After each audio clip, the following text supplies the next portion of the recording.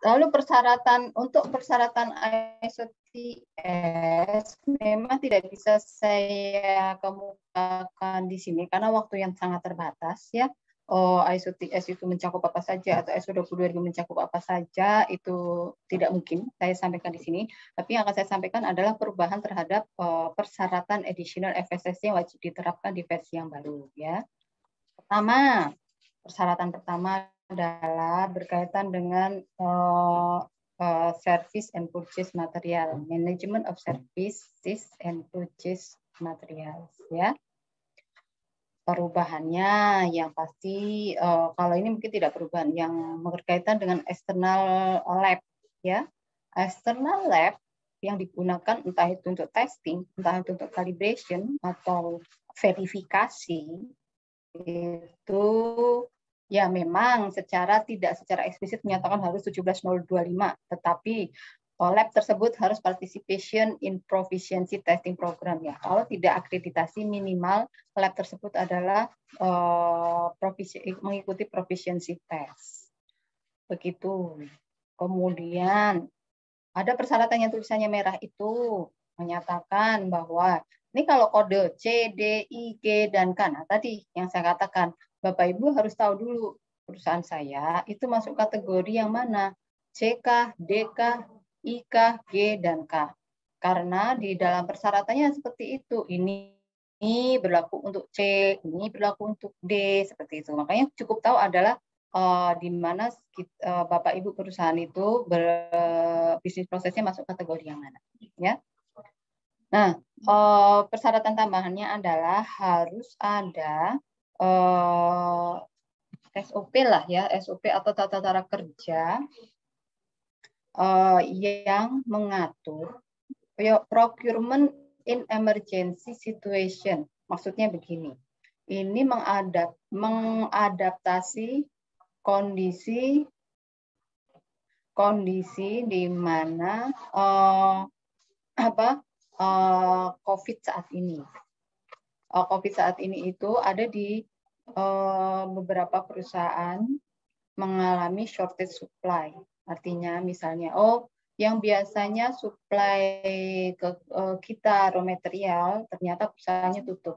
Atau perusahaannya kesulitan beroperasi berkaitan dengan COVID ini. Gitu. Nah, karena hal itu berarti kan harus ada prosedur untuk procurement dalam kondisi emergency seperti itu. Mau tidak mau produksi harus tetap berjalan dan bagaimana untuk mencari alternatif supplier yang mungkin selama ini tidak dipertimbangkan. Nah, itu harus ada prosedurnya. Begitu, itu namanya procurement in emergency situation, ya. Oke. Kemudian masih di persyaratan ini ya, persyaratan manajemen of service and purchase material. Intinya adalah, untuk yang berkaitan dengan pembelian ikan dan seafood harus mempertimbangkan, ya. Jadi harus ada kebijakan.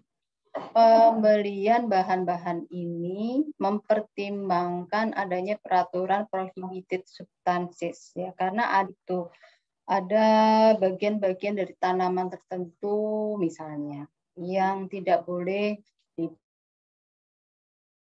itu harus ada policy seperti itu. Nah, tinggal apakah Bapak Ibu ini bahan bakunya ada yang dari bagian animal, fish, dan seafood. Begitu. Oke. Kemudian yang berkaitan dengan logistik tadi, ya, logistik. Proses servis harus dijamin bahwa service logistik distribution and transport itu bisa menjamin continued compliant with food safety legal requirement. Itu, ya. Ini berkaitan dengan servis, ya. Baik, saya lanjutkan. Kemudian persyaratan di product labeling. Product labeling aturannya adalah persyaratan product labeling harus memenuhi semua regulasi ya yang ada yang tentunya di negara di mana produk Bapak Ibu itu dijual, diekspor, ya. Karena biasanya setiap negara akan memiliki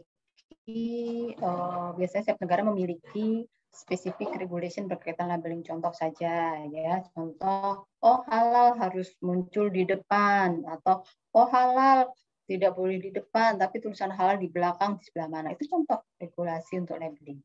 Atau allergen statement, harus jelas menyatakan seperti ini allergen statementnya, kalimatnya harus seperti ini. Itu adalah peraturan labeling. Gitu.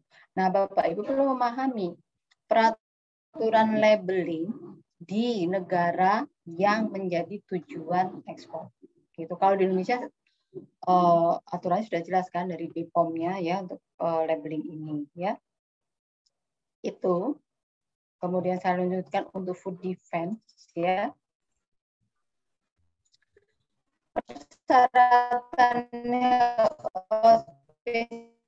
spesifik yang ada di FSS defense and food fraud ya, buat dua-duanya adalah kontaminasi yang disengaja ya. Kalau HACCP itu kan sumbernya adalah kontaminasi yang tidak ya. Oke, sedang memproduksi, memasak kue, membuat kue, tahu ada debu beterbangan masuk. Nah, itu kontaminasi yang tidak disengaja masuk ke kue itu. Tapi food defense aja sudah pasti pelakunya adalah manusia. Namanya disengaja, kan nggak mungkin selain manusia, ya kan? Nah, food defense kontaminasi yang disengaja karena untuk tujuannya adalah lebih ke tanda kutip kriminal ya, karena dia punya niat khusus untuk menjatuhkan nama perusahaan misalnya, atau ada sesuatu memang karena niat pribadi. Nah, itu food defense ya. Sedangkan kalau food fraud itu kontaminasi yang disengaja dengan tujuan ekonomi ya, dengan tujuan mencari keuntungan gitu. Nah, food defense itu karena memang ada tujuan yang tanda kutipnya itu Bapak Ibu itu satu, melakukan analisa ya, menganalisa identifikasi peluang di mana titik-titik ya, perusahaannya luas sekali ya, pasti akan banyak titik yang harus dianalisa. Peluang-peluang terjadinya orang melakukan misalnya memasukkan sesuatu ke dalam produk ya.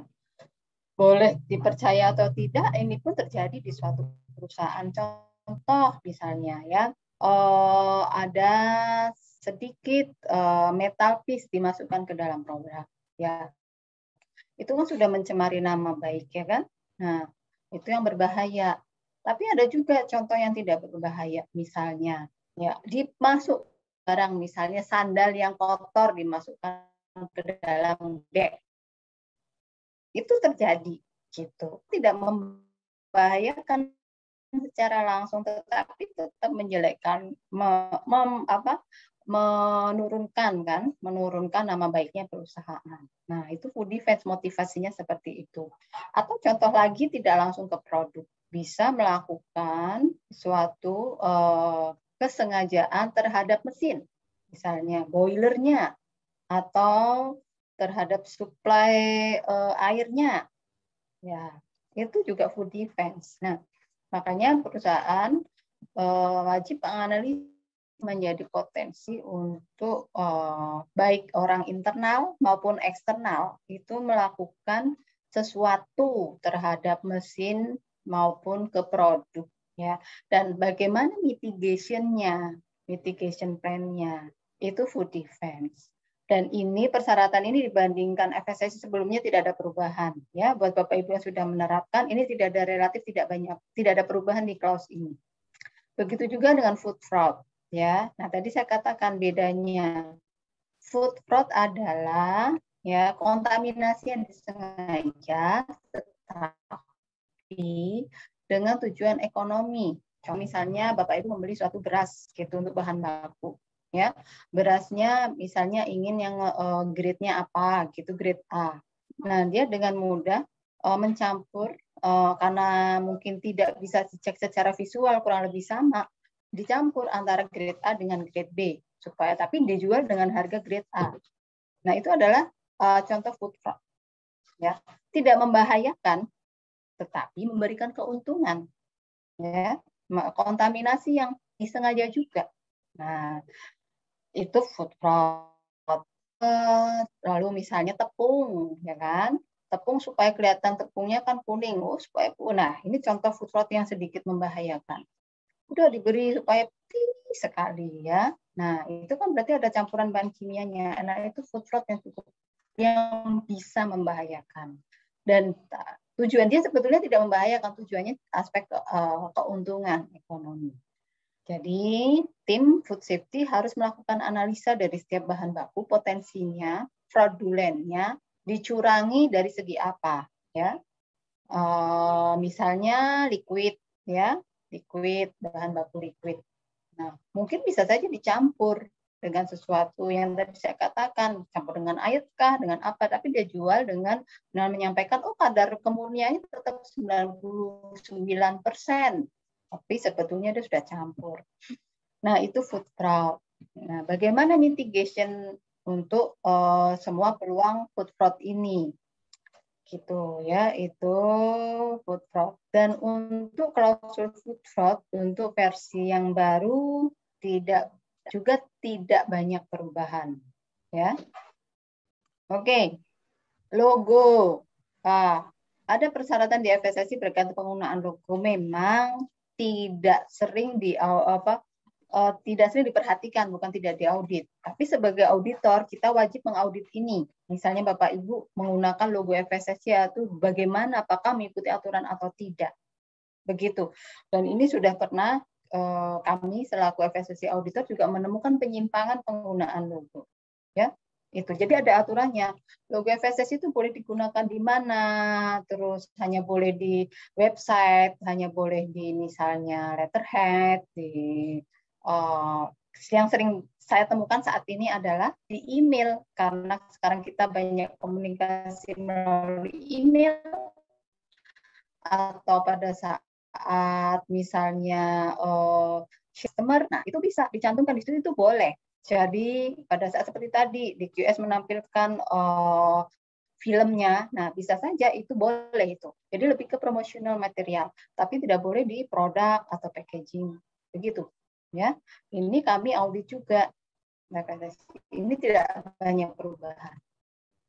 Manajemen of allergen berlaku untuk kode CE, F1G, IG, ya.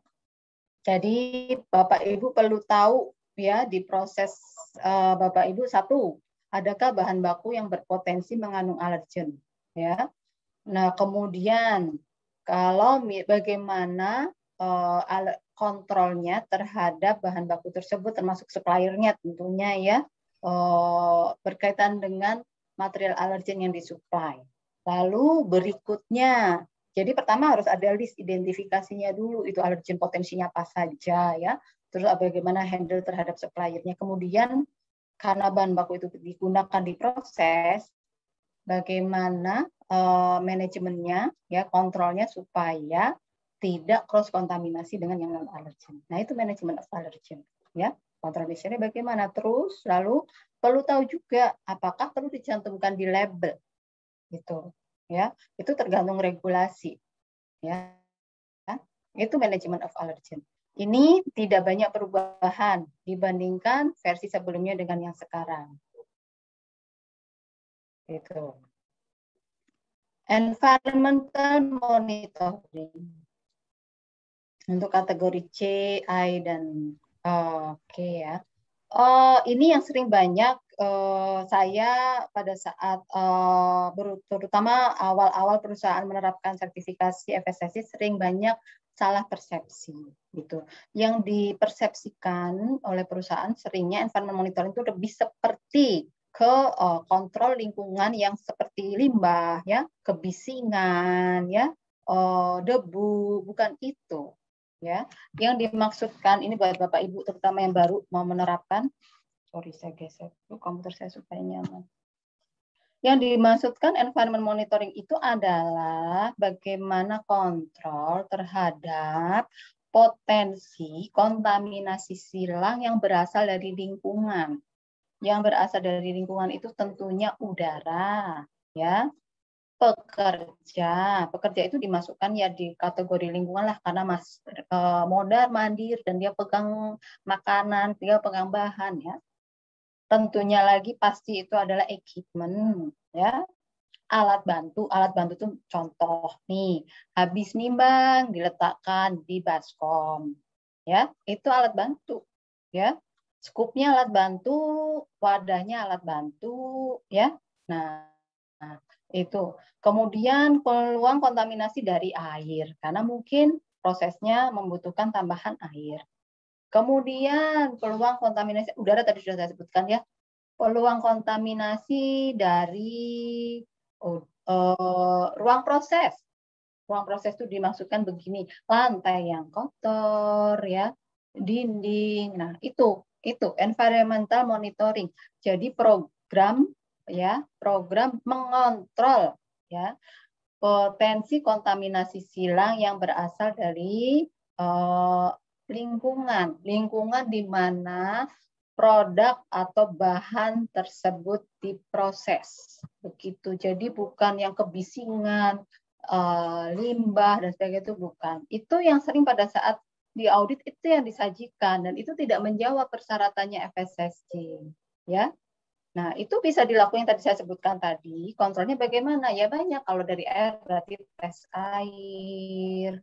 Kalau misalnya berarti airnya masih belum layak, berarti harus apa? Harus ada water treatment. Lalu udara, bagaimana mengontrolnya udara? Kalau udara memang mensyaratkan harus ada kontaminasi mikro yang sekian, artinya berarti harus ada treatment terhadap udaranya. Begitu.